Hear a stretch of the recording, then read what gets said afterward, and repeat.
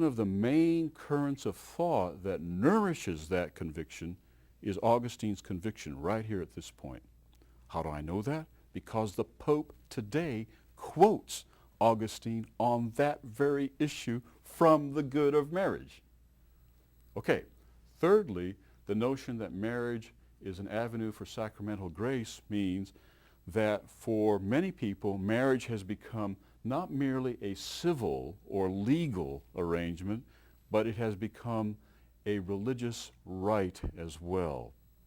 And that causes many confusions and perplexities as societies try to sort out who can be married and who cannot be married, and whether these marriages should be solemnized in churches or in civic settings, or however. I have a colleague at work, for instance, who was recently married, and he married a woman from another country, and so they had their legal ceremony in this country and their religious ceremony in that country, because where the bride comes from, the legal and the religious are clearly distinguished. Well, that's a kind of reaction against the way in which Augustine brought those together. And I would say that in the United States, we're now beginning to face some problems because we haven't clearly thought through what marriage should mean legally on the one hand and what it should mean religiously on the other. And so we have deep and profound questions about who can rightly be married. But really, that's more than one question, isn't it? It's a religious question on the one hand and a legal question on the other hand, and sometimes those get all mixed up. Okay, so we have this threefoldness about the good of marriage, and I should emphasize that Augustine makes very clear that these are not three goods of marriage. There's only one good. Marriage is a good, but these are three aspects of the good, just like there's only one God, but that God is present to us in a Trinitarian form. Not three gods, one God, and not three goods of marriage, but one good of marriage. Okay, now, Augustine so far has been rather theoretical, but he gets practical, and he says something which I personally find helpful, though I don't particularly relish the way he developed his idea. Augustine, I think, had a very important insight right at this juncture, because he said, you know, when it comes to evaluating ethically different forms of sexual life, it's not so helpful to say this is right and this is wrong, or this is good or this is bad, as though everything can be neatly put in one category or the other. Rather, what we should believe, Augustine taught, and I think correctly, we should have a hierarchy of sexual alternatives and say that some are better and some are worse. Not right or wrong, not good or bad in a kind of horizontal assessment, but a more hierarchical assessment, as though we had a ladder of alternatives. And Augustine's point is that we should all strive to climb as high on this ladder as possible. And I like that idea. I think it's a wonderful idea, enormously practical in our current situations, because we have to recognize that some sexual alternatives are available to some people, but not to others. And therefore, Augustine would invite everybody to climb the ladder as high as he or she can. So far, so good. My problem is how he arranges the various rungs on that ladder, because the very first alternative, the highest for all people, is lifelong celibacy.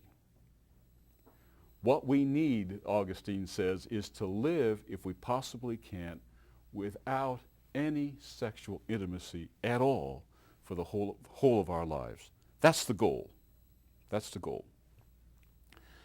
Now, not everybody can achieve that, he recognizes. So the next best alternative, coming down, option number 2, is what we might call marital celibacy.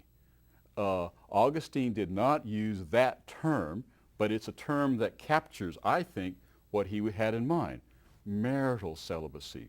This is what Augustine quite literally says in The Good of Marriage. He says, now, insofar as they can do so, a husband and wife should put away all sexual intimacies.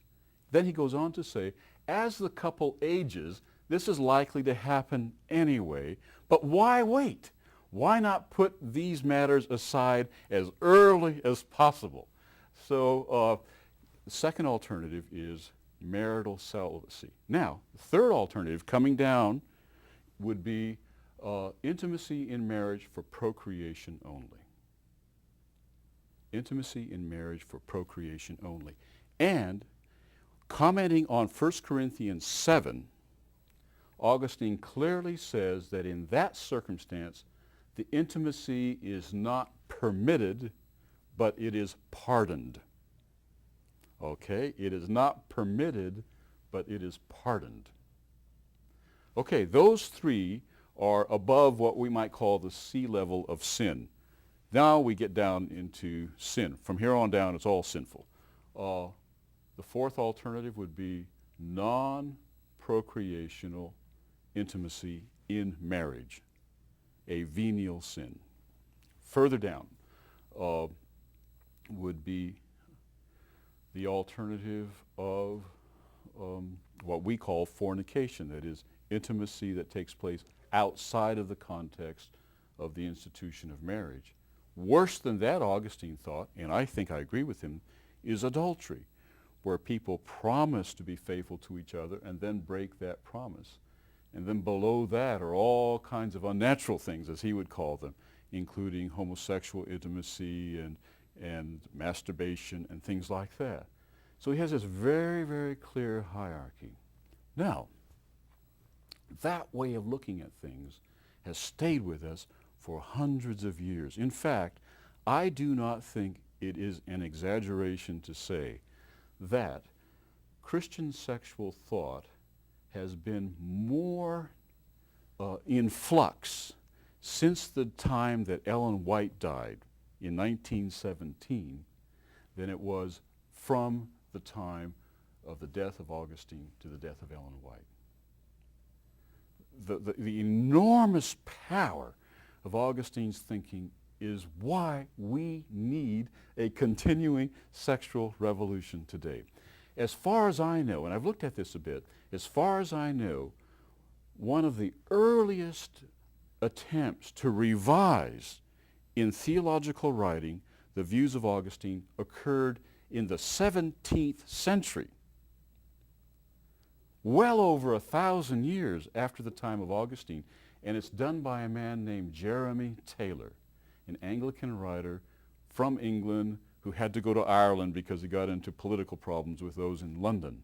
And while there, he wrote some very interesting books called The Rules and Exercises of Holy Living and The Rules and Exercises of Holy Dying. And in the discussion of the rules and exercises of holy living, Jeremy Taylor picks up this notion of the threefold goodness of marriage, and he works with it, and he affirms it, but he modifies it in ways that are very interesting even now. So, later on, we'll take a look at this material from Jeremy Taylor, but for now, what we need to nail down, I think, is that it's time to move on Augustine and the good of marriage.